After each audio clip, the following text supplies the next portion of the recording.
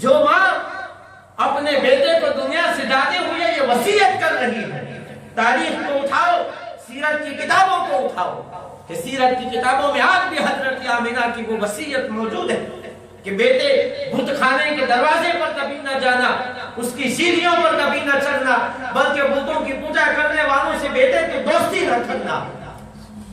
اور فرماتی ہیں جاتے ہوئے کہ میرے بیٹے دنیا سے ہر ایک زندہ آدمی کو جانا ہے، ہر چیز جو نئی ہے اس کو پرانی ہونا ہے، میں بھی اس دنیا سے جا رہی ہوں، لیکن مجھے یہ یقین ہے کہ میرا ذکر قیامت تک ہوتا رہے گا، اس لیے کہ میں نے نیک بچے کو جنم دیا۔ فرمایا کہ مجھے یقین اور گمان ہے کہ میرا ذکر خیر ہمیشہ ہوتا رہے گا۔ حضرت آمینہ فرماتی ہے رضی اللہ تعالیٰ عنہ کہ میں نے ایک نیک بچے کو جنم دیا اور اس کے طفیل میرا ذکر بھی باقی رہے گا، میرا ذکر بھی ہوتا رہے گا، میرا بھی چرچا ہوتا رہے گا۔ اہل سنت والجماعت کے سرکار کے والدین جنتی ہے، اس پر 3 مسلک ہے۔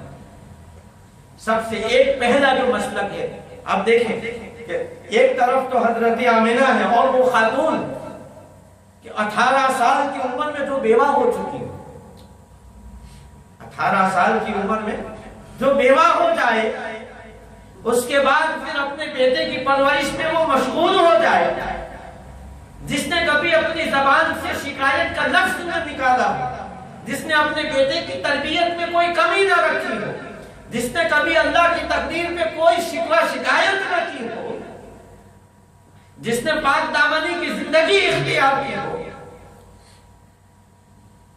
وہ دوزخ میں کیسے جا سکے؟ جو جاتے ہوئے اس سے بہتر اور توحید کیا ہوگی کہ جو بیٹے کو جاتے ہوئے وصیت کر جائے۔ توحید اسی کو تو کہتے ہیں، کس کو کہتے ہیں توحید؟ تو وہ دوزخ میں کیسے گئے؟ اور وہ والد جو 18 سال کی عمر میں اس دنیا سے چلے جائیں، وہ والد جو صبر اور شکر کا ایک مثال بن جائے۔ سرکار کے وہ والد گرامی کہ جب ایک خاتون آپ سے برائی کی خواہش ظاہر کرتی ہے تو کہتے ہیں حضرت عبداللہ کہ اے عورت، کیا تو اللہ سے نہیں ڈرتی؟ کیا تو مجھے گناہ میں ملوث کرنا چاہتی ہے؟ جو اللہ تبارک و تعالیٰ کی نظروں میں قبیح گناہ ہے، تو وہ پاک دامن جوان اور کبھی کوئی نبی جن کے پاس آیا نہ ہو، اور قرآن نے یہ فرما دیا کہ ہم کسی بھی قوم کو اس وقت تک عذاب نہیں دیتے جب تک ان کے پاس کوئی نبی نہ آ جائے۔ کسی کو اس وقت تک عذاب نہیں دیتے جب تک ڈرانے والا کوئی نہ آ جائے، نبی کوئی نہ آ جائے۔ اور حضرت عیسیٰ اور حضرت عبداللہ کے درمیان تو 600 سال کا عرصہ گزر چکا تھا۔ فقہا اور علماء نے اس کو زمانہ فترت قرار دیا ہے، یعنی وہ زمانہ کہ جس میں کوئی نبی نہ آئے۔ بنی اسرائیل کے اور حضرت عیسیٰ علیہ السلام کے لیے بھی اہل عرب کی طرف تو آپ کو نہیں بھیجا گیا، آپ کو تو بنی اسرائیل کی طرف بھیجا گیا۔ وَإِذْ قَالَ عِيسَىٰ ابْنُ مَرْيَمَ يَا بَنِي اسرائیل، تو حضرت عیسیٰ بھی عربوں کی طرف تو نہیں آئے تھے، مکہ والوں کی طرف تو نہیں آئے تھے، مدینے والوں کی طرف تو نہیں آئے تھے۔ آپ کا جو پیغام کا جو ایریا تھا، اللہ تعالیٰ نے جو آپ کو عطا فرمایا وہ صرف بنی اسرائیل تھا کہ ان کو آپ تربیت کریں، ان کو آپ کلمہ پڑھائیں۔ عرب کی طرف تو کوئی نبی آیا ہی نہیں۔ تو زمانہ فترت میں جتنے بھی انتقال کر گئے ہیں ان کے بارے میں اہل سنت و جماعت کا عقیدہ ہے کہ اگر انہوں نے بتوں کی پوجا نہیں کی ہے، شرک پر ان کا خاتمہ نہیں ہوا ہے، تو وہ زمانہ فترت میں داخل ہے اور اللہ تبارک و تعالیٰ انہیں بخش دے گا۔ یہ ہمارا عقیدہ ہے۔ اور دوسری بات یہ کہ صحیح حدیث میں ہے کہ نبی کریم، اس کو میں کبھی کھول کے بیان کروں گا کہ سرکار نے فرمایا، یہ زماناً بات آ گئی، سرکار نے فرمایا کہ اللہ تبارک و تعالیٰ نے میرے والدین کو میرے لیے زندہ فرمایا، اللہ تبارک و تعالیٰ نے ان کو دوبارہ زندگی عطا فرمائی، انہوں نے مجھ پر ایمان لے آئے، کلمہ پڑھا، اور دوبارہ اللہ تبارک و تعالیٰ نے انہیں وفات عطا فرمائی۔ اس کو بھی امام فخر الدین رازی نے اپنی کتاب میں لکھا۔ بلکہ فخر الدین رازی تو یہ لکھتے ہیں، بڑی لمبی فخر الدین رازی نے اس پر بحث کی ہے، کہتے ہیں کہ کوئی جب یہ کہتا ہے کہ حضور کے والدین ناری ہیں، نعوذ باللہ من ذالک، نقل کفر نہ باشد، تو کہتے ہیں کہ مجھے ایسے لگتا ہے جیسے کوئی میرے دل و دماغ پر ہتھوڑا مار رہا ہے۔ فخر الدین رازی کے یہ کلمات ہیں کہ مجھے ایسے لگتا ہے جیسے میرے دل و دماغ پر کوئی ہتھوڑا چلا رہا ہے جب کوئی ایسی بات کرتا ہے۔ لہذا ہمارا عقیدہ یہ ہے کہ حضور کے والدین جنتی ہیں، اور اس کو میں ثابت کر سکتا ہوں۔ تو بات میں نے کہاں سے چھوڑی تھی؟ حضرت آمینہ رضی اللہ تعالیٰ عنہ نے نبی کریم صلی اللہ علیہ وسلم کو وصیت فرمائی، اور حضرت ام ایمن رضی اللہ تعالیٰ عنہ نے اور ان خاتون نے ایک ٹیلے پر، آپ کا مزار مبارک ایک ٹیلے پر اس بستی کے قریب مقام ابوا میں ایک ٹیلے پر مزار تھا۔ مزار کیا، یہی چند سیاہ پتھر تھے جو پچھلے سال 2 سال پہلے 3 سال پہلے یہود جو ہے نجدیوں نے اس کو بھی شہید کر دیا۔ یہ دولت کے نشے میں اندھے ہو چکے ہیں، دولت پیٹرول کے، ان کے پاس جو پیسے ہیں ان پیسوں نے انہیں حق سننے سے، حق بولنے سے، حق بیان کرنے سے، حق پڑھنے سے ان کو اندھا کر دیا کہ وہاں پر اگر اتنا ہی تو ہے بات تو اس کو کودن کر لیتے کہ کوئی وہاں تک نہ جائے، جیسا کہ نبی کریم صلی اللہ علیہ وسلم کی زوجہ محترمہ حضرت میمونہ رضی اللہ تعالیٰ عنہا مقام صرف جو کہ مکہ مکرمہ کے قریب ہے، وہاں پر آپ کا مزار آج بھی ہے، 4 دیواری ہے، جالیوں والا دروازہ ہے، آپ وہاں باہر کھڑے ہو کر کے سلام عرض کریں۔ میں گیا ہوں 2 مرتبہ مقام صرف، حضرت میمونہ رضی اللہ تعالیٰ عنہ کا مزار ہے، اور آپ کی خاصیت کیا ہے کہ وہیں پر آپ کا نکاح ہوا، مقام صرف ہی میں سرکار کے ساتھ آپ کا نکاح ہوا، وہیں پر شب زفاف جو ہے منائی گئی، اور وہیں پر آپ کا انتقال بھی ہوا، جہاں نکاح ہوا تو وہیں پر آپ کا وصال بھی ہوا، وہیں پر آپ کو دفن بھی کیا۔ تو ایسا کر لیتے۔ حضرت ام ایمن رضی اللہ تعالیٰ عنہ نبی کریم صلی اللہ علیہ وآلہ وسلم اب حضرت ام ایمن کی پرورش میں آئی۔ حضرت ام ایمن رضی اللہ تعالیٰ عنہ نبی کریم صلی اللہ علیہ وآلہ وسلم کی اب حضرت آمینہ کے بعد دیکھ بھال کیا کرتے، پرورش کیا کرتے۔ آپ اندازہ کر سکتے ہیں کہ آپ کی تدفین کے بعد حضرت ام ایمن نے نبی کریم صلی اللہ علیہ وسلم کو آپ کی والدہ کی قبر سے کس طرح جدا کیا۔ اس وقت سرکار کے قلب پر، ام ایمن کے قلب پر، کہ ایک باپ کا سایہ تو دنیا میں آنے سے پہلے ہی اٹھ گیا، اب 6 سال کی عمر میں ماں بھی چل بسی تھی، اور وہ بھی اس حالت میں کہ کوئی رشتہ دار نہیں، کوئی مرد وہاں پہ موجود نہیں، کوئی قبیلے والا، کوئی خاندان والا وہاں پر موجود نہیں، سفر کی حالت میں مثال فرمایا۔ اور ابو حضرت عبد المطلب پر کیا گزری ہوگی جب نبی کریم صلی اللہ علیہ وسلم اکیلے وقت مکہ واپس اپنے دادا کے پاس آئے۔ اب سرکار کی پرورش حضرت ام ایمن نے اپنے ہاتھوں میں لے لی۔ نبی کریم صلی اللہ علیہ وسلم ہمیشہ آپ کو والدہ کا درجہ دیا کرتے تھے۔ ایک مرتبہ ایک صحابی نے کسی صحابی کو یہ کہہ دیا، یا ابن سودا، ایک کالی ماں کے بیٹے۔ کیا کہا ایک صحابی نے دوسرے صحابی کو کہ ایک کالی ماں کے بیٹے۔ جب نبی کریم صلی اللہ علیہ وسلم نے سنا تو آپ ضبط نہ کر سکے، آپ کا صبر کا جو پیمانہ تھا وہ چھلک گیا۔ آپ نے 3 مرتبہ فرمایا کہ پیمانہ چھلک گیا، پیمانہ چھلک گیا، پیمانہ چھلک گیا، یعنی ہم اپنی زبان میں کہتے ہیں اب حد ہو گئی، حد ہو گئی سرکار نے فرمایا پیمانہ اب لبریز ہو چکا، چھلک گیا۔ کسی سفید ماں کے بیٹے کو یہ حق نہیں کہ کسی کالی ماں کے بیٹے کو ابن سودا کہتے ہو۔ کسی سفید ماں کے بیٹے کو یہ حق نہیں کہ کالی ماں کے بیٹے کو کالی کا بیٹا کہے، اور سفید ماں کا بیٹا کالی ماں کے بیٹے سے افضل نہیں ہے سوائے تقوی کے، سوائے پرہیزگاری کے۔ پھر فرمایا آپ صلی اللہ علیہ وسلم نے کہ میں محمد میری طرف تو دیکھو کہ میری ماں سفید رنگ والی تھی، میں سفید رنگ والی کا فرزند ہوں، اور کالی ماں نے میری پرورش کی ہے، میں دونوں ماؤں کا میں ایک وقت میں بیٹا ہوں، سبحان اللہ، دونوں ماؤں کا میں ایک وقت میں بیٹا ہوں۔ سرکار نے ان کو کس انداز میں تربیت فرمائی، کس انداز میں ان کو بتایا۔ آج ہم دیکھیں کہ یہ انڈین ہے، یہ پاکستانی ہے، یہ بنگلہ دیشی ہے، پھر انڈین میں بھی یہ بھروچی ہے، یہ سورتی ہے، یہ کاٹھیا والی ہے، پاکستانی میں یہ چودھری ہے، یہ رائی ہے، یہ فلاں ہے، یہ فلاں ہے۔ یعنی مسلمانوں میں بھی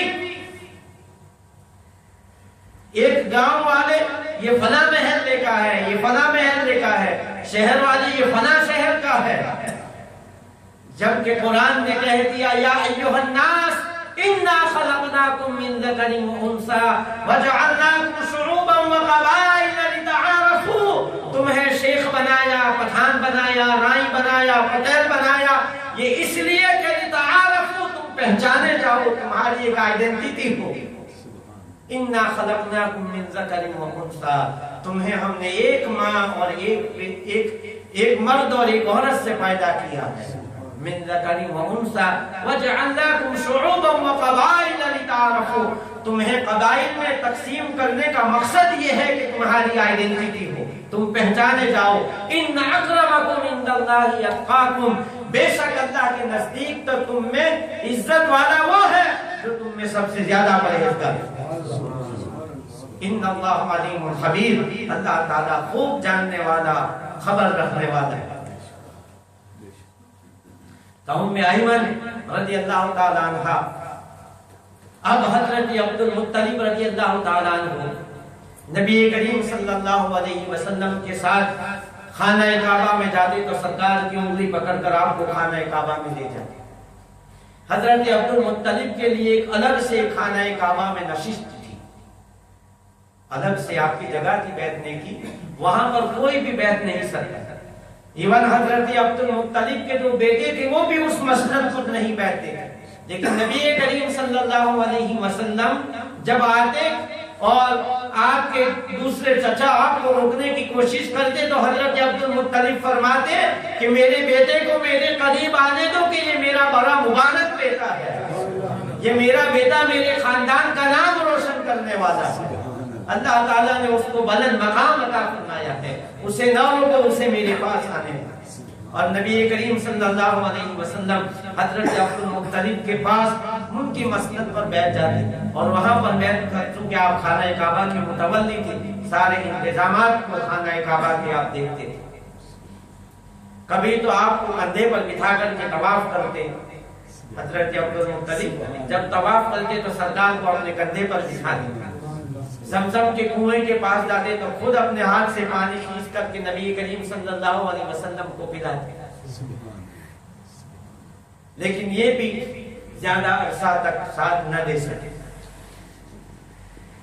اور 8 سال کی عمر ہوئی جب اس دنیا سے جانے کا یقین ہو گیا۔ ایک روایت کے مطابق حضرت عبد المطلب کی عمر 140 سال کی اور ایک روایت کے مطابق 110 سال کی عمر ہوئی۔ حضرت عبد المطلب جب اس دنیا سے جانے لگے تو حضرت ابو طالب جو کہ آپ کے حقیقی چچا تھے، حقیقی چچا سے مراد یہ حضرت عبداللہ کے سگے بھائی تھے۔ والد تو حضرت عبد المطلب تھے لیکن آپ نے متعدد نکاح فرمائے تھے، تو جن سے آپ نے نکاح فرمایا تھا سگے بیٹے یہ 2 تھے، سگے بھائی یہ 2 تھے، یعنی والدہ حضرت ابو طالب اور حضرت عبداللہ کی ایک تھی. ابو لہب چچا تو تھا لیکن حضرت عبداللہ کی والدہ اور ابو لہب کی والدہ الگ تھی. حضرت عباس کی اور ابو طالب کی والدہ بھی الگ تھی. تو ابو طالب کے سپرد کیا. اب چونکہ ابو طالب نے یہ بھی نبی کریم صلی اللہ علیہ وسلم سے اپنے بیٹوں سے بھر کر محبت فرمائی. جب تک سرکار تشریف نہ لیتا دسترخوان نہ بچھایا جاتا. اور روایت میں آتا ہے کہ جس دن سرکار کے بغیر کھانا کھاتے تو کسی کا پیٹ نہ بھرتا اور کھانا ختم ہو جاتا. جب سرکار کو دسترخوان پر بٹھاتے تو سبھی پیٹ بھر کر کھایا کرتے. جب سرکار کہیں تشریف لے جاتے تو انتظار کرتے, باہر ہوتے تو بلانے کے لیے بھیجتے, انگلی پکڑ کر خانہ کعبہ میں لے جاتے. لیکن آپ بھی کثیر الاولاد تھے اور قحط کا زمانہ تھا, لہذا جب سرکار دو عالم صلی اللہ علیہ وسلم کی عمر مبارک 10 سال کی ہوئی تو آپ نے اجرت پر قریش کی بکریاں چرانا شروع کی. 10 سال کی عمر. سرکار نے ایک مرتبہ فرمایا کہ اللہ کا کوئی نبی ایسا نہیں گزرا کہ جس نے بکریاں نہ چرائی ہو. صحابہ نے عرض کیا کہ یا رسول اللہ صلی اللہ علیہ وسلم کیا آپ نے بھی بکریاں چرائی ہیں؟ فرمایا کہ میں چند سکوں کے عوض بکریاں چرایا کرتا تھا. یا فرمایا کہ میں دودھ کی اجرت کے عوض بکریاں چرایا کرتا تھا. یعنی اگر 40 بکریاں ہیں فور ایگزامپل تو کچھ بکریوں کا دودھ نبی کریم صلی اللہ علیہ وسلم کو بطور اجرت دیا جاتا جس سے آپ خود بھی نوش فرما دیں اور حضرت ابو طالب اور آپ کے گھر والے بھی اس کو نوش فرمایا کرتے. یعنی دودھ کی اجرت پر بھی آپ نے بکریوں کو چرایا. اور جب 12-13 سال کی عمر ہوئی حضرت ابو طالب جب ملک شام کے لیے سفر تجارت کے لیے روانہ ہونے لگے تو نبی کریم صلی اللہ علیہ وسلم نے سواری کی لکیر پکڑ فرمایا کہ میرے چچا مجھے آپ یہاں پر کس کے سہارے چھوڑے جا رہے ہیں کہ نہ بھائی ہے نہ ماں ہے نہ والد ہے, مجھے بھی آپ ساتھ میں لے چلیں. تو حضرت ابو طالب نے پھر نبی کریم صلی اللہ علیہ وسلم کو بھی اپنے ہمراہ تیار کر دیا. اس دوران مکہ میں ایک کاہن آیا کرتا تھا, قیافہ شناس. قیافہ شناس بولتے ہیں کہ بچوں کے چہروں کو دیکھ کر کے وہ فیوچر کے بارے میں وہ بتایا کرتا تھا, جو بتاتا تھا, لیکن یہ سیرت کی کتابوں میں آتا ہے. اور اہل مکہ اپنے بچوں کو دیکھ کر قیافہ شناس, یہ قیافہ جو ہے علم قیافہ یہ ایک علم ہے, یہ ایک سبجیکٹ ہے. مکہ کے لوگ اس قیافہ شناس کے پاس لے جایا کرتے تھے, اپنے بچوں کے بارے میں پوچھتے تھے کہ ان کا فیوچر کیسا ہو. ابو طالب بھی نبی کریم صلی اللہ علیہ وسلم کو لے کر کے گئے. اب سرکار کی طرف اس نے دیکھا, اس کے بعد پھر اس نے کہا کہ ان کو یہاں پر بٹھا دے, اور باقی بچوں کو اس نے دیکھنا شروع کیا. ابو طالب نے دیکھا کہ ضرور یہ کوئی گڑبڑ کرے گا, لہذا آپ لے کر کے سرکار کو اپنے گھر تشریف لے گئے. اس نے آواز دی کہ وہ بچہ کہاں ہے جس کو ابھی میں نے تھوڑی دیر پہلے دیکھا تھا, یہ بڑا ہی مبارک بچہ ہے. ابو طالب کو پکارا گیا لیکن آپ واپس نہ آئے, یہاں تک کہ اس نے گھر آدمی بھیجا کہ اس بچے کو لے کر کے دوبارہ میرے پاس آئے. لیکن ابو طالب دوبارہ پھر اس کے کہنے پر بھی دوبارہ اس کے پاس نہ لے کر کے گئے. 12-13 سال کی عمر میں آپ نے شام کا پہلا سفر فرمایا.